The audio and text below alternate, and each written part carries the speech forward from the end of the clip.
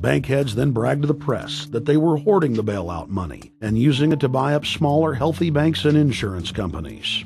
Their plan was working like a charm. Next, the central bankers loaned the federal government back $787 billion of our own money at interest for President Obama's so-called stimulus package. And just like the banker bailout, Congress was given less than an hour to read the 1,070-page-plus stimulus bill.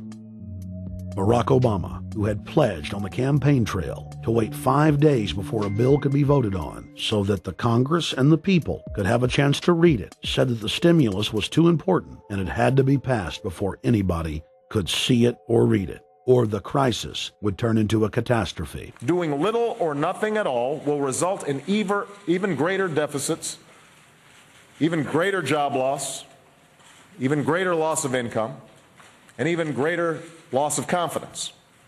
Those are deficits that could turn a crisis into a catastrophe, and I refuse to let that happen. After its Friday passage, in gangster fashion, President Barack Obama took a 4-day vacation and said that there was no rush to sign it. The spending bill was really a takeover bill, designed to further federalize the states and to pay off rich donors that had donated to both parties. As the world slid deeper into depression, the bankers celebrated the fire sale that they had created. I believe the phrase burdens of the office is overstated. You know, it's kind of like, why me? Oh, the burdens, you know. Why did the financial collapse have to happen on my watch? It's just pathetic, isn't it? Self-pity. And I don't believe President-elect Obama will be full of self-pity. With their access to unlimited fiat capital, they could now buy up sectors of the world economy not already controlled by them. For over a century, the Anglo-American establishment had worked to bring the world system to this point: artificially engineered global bankruptcy. In an address before the Trilateral Commission in June of 1991, David Rockefeller laid out the elite's ultimate goal. The supranational sovereignty of an intellectual elite and world bankers is surely preferable to the national autodetermination practiced in the last centuries. Now that the bankers were holding the world hostage, they issued their ultimatum. The only solution to restart the global economy would be to set up a planetary government ruled by a new Bank of the World, a Bank of the World owned and controlled by them. Suddenly, hundreds of prominent publications announced the solution: the people's only salvation. Time magazine, in an article titled "The New World Order," said that the new super bank would control the world's currencies and set interest rates, and that the new bank would, quote, knock the heads of bad countries like the United States. At a meeting of central bank heads and finance ministers dubbed Bretton Woods II, the plan for world government was unveiled by the very bankers that had engineered the collapse. Formerly sovereign countries would now pay their taxes directly to the banking cartel. Hundreds of new carbon taxes, controlling every facet of human activity, would only be the beginning.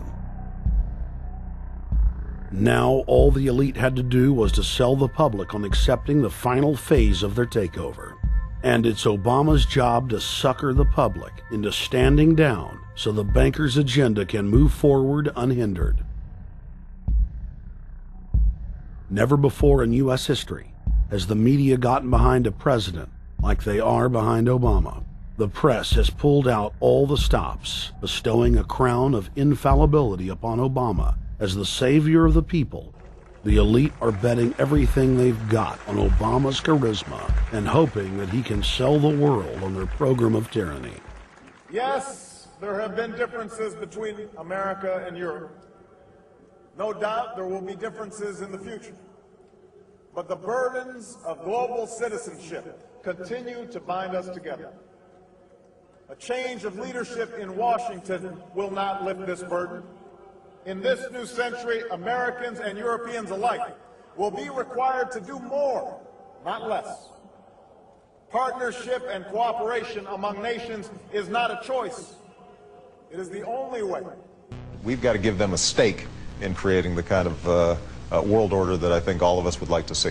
In truth, Obama is not simply continuing George W. Bush's policies. He is radically expanding them. I thank President Bush for his service to our nation. This film has documented the painful fact that Barack Obama's agenda is the complete opposite of what he has claimed it to be. Now we will reveal what Barack Obama and his controllers' true agenda is. Number 1. Bring the United States under the complete regulatory control of a private offshore superbank known as the Bank of the World.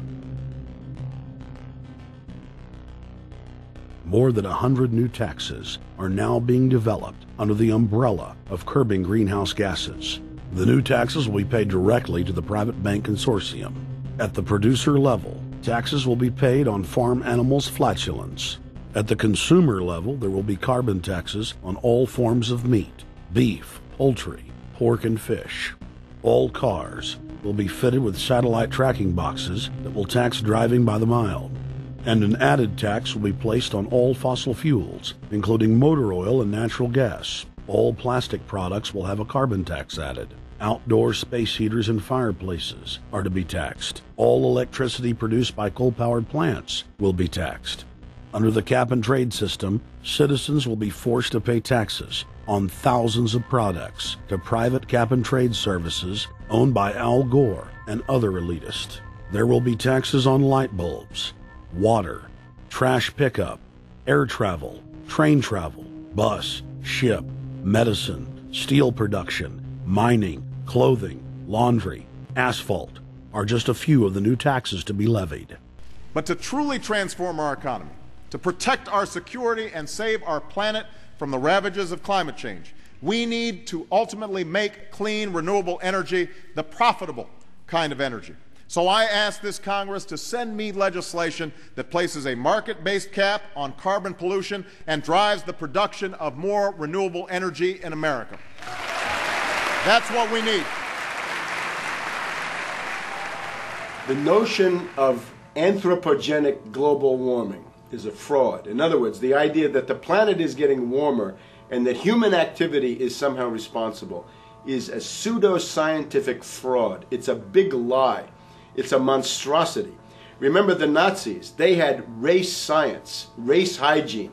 They said Aryan blood is different from any other kind of blood. This was, of course, idiocy, a fantastic piece of nonsense. Today, we got something similar. Global warming caused by human activity, and the answer to that is carbon tax plus cap and trade, according to the wishes of Al Gore, Prince Charles, and basically the entire world banking community, the world oligarchy. What they're trying to do with that is to perpetuate the current system where bankers rule the world, financiers rule the world, and the rest of us get the crumbs from the table. But remember, if you try to put on cap and trade and a global warming carbon tax with the idea that you're going to save the polar bears, what you're going to do is destroy human society. You're going to cause genocide on a massive scale. The deaths will be measured in the hundreds of millions and indeed in the billions. Just the idea of global warming means that there'll be no development for Africa, no development for the poorer parts of Southeast Asia, and no world economic recovery of any kind ever in our entire lifetime. So it's important to expose and fight the pseudo-scientific fraud of global warming. One more point about this. You don't need a climatologist to know that this stuff is a fraud. I'm a historian. I can tell you, in the last 1,000 years, we had